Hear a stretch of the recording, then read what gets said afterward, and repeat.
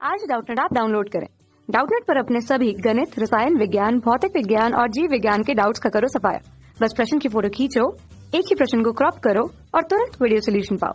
अभी डाउनलोड करें। इस प्रश्न में हमसे पूछा है कि तार की लंबाई काटकर आधी कर दी जाती है, उसके यंग प्रत्यास्थता गुणांक पर क्या प्रभाव पड़ेगा। तो यानी तार की लंबाई को अगर आधी कर दी जाए तो उसके यंग प्रत्यास्थता गुणांक पर क्या प्रभाव पड़ेगा वो हमें यहाँ पे बताना है। तो मान लेते हैं यंग प्रत्यास्थता गुणांक के लिए हम बात करते हैं हुक्स के नियम की। ठीक है, हुक का नियम। हुक का नियम क्या है, यानी प्रत्यास्थता की सीमा में अगर किसी प्रत्यास्थता की सीमा में प्रतिबल उत्पन्न प्रतिबल क्या होता है उसमें, यानी जो प्रतिबल लगाया जाता है, जैसे मान लेते हैं हमारे पास क्या है, एक तरह से ये हमारे पास तार है और इसके ऊपर हमने क्या है, एक तरह से ये बल लगा दिया, ये मतलब एक द्रव्यमान लटकाया है इसके ऊपर। तो इस द्रव्यमान लटकाने से क्या होगा, इसके लंबाई में क्या होगा, यहाँ से परिवर्तन होगा थोड़ा, और उस लंबाई में परिवर्तन के कारण क्या होगा, इसमें विकृति उत्पन्न होगी। तो यहाँ से क्या है, अगर इसके ऊपर हम प्रतिबल क्या है, एकांक क्षेत्रफल पर लगने वाला बल क्या कहलाता है, हमारा प्रतिबल।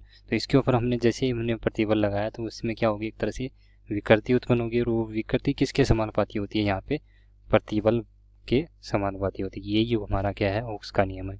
यानी प्रतिबल क्या होता है, समानुपाती होता है किसके, उसमें उत्पन्न विकृति के।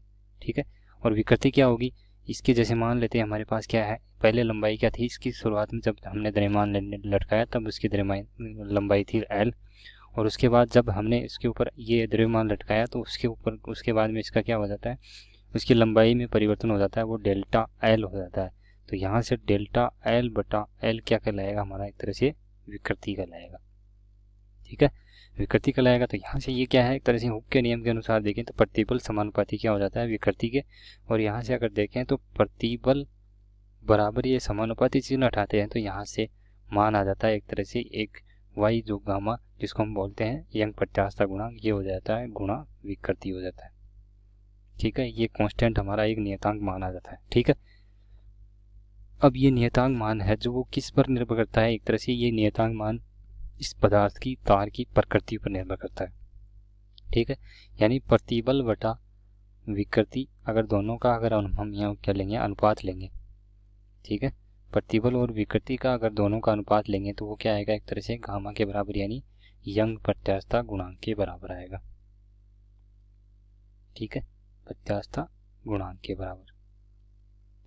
ठीक है, तो यहाँ से अगर देखें तो ये क्या है, तार है, ये तार का जो यंग प्रत्यास्थता गुणांक है वो किसके ऊपर निर्भर करेगा, उसकी पदार्थ की प्रकृति पर निर्भर करेगा। यानी अगर मान लेते हैं तार तांबे का है तब उसका क्या होगा, यंग प्रत्यास्थता गुणांक अलग होगा।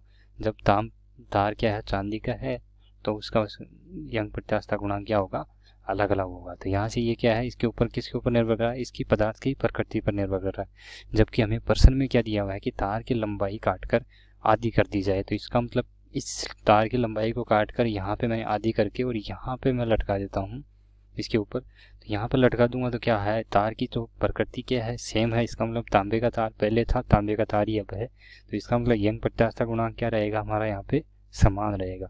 इसका मतलब यहाँ पे बोला है कि अगर तार की लंबाई आधी कर दी जाए तो यंग प्रत्यास्थता गुणांक क्या रहेगा, यहाँ पे अपरिवर्तित रहेगा। ठीक है, क्या रहेगा, अपरिवर्तित रहेगा। तो ये हो गया हमारा इसका उत्तर। कक्षा 6 से 12वीं से लेकर नीट, IIT, JEE वो एडवांस के लेवल तक 1 करोड़ से ज्यादा छात्रों का भरोसा। आज ही डाउनलोड करें डाउटनेट ऐप या व्हाट्सएप करें अपने सारे डाउट्स 8400 400 400 पर।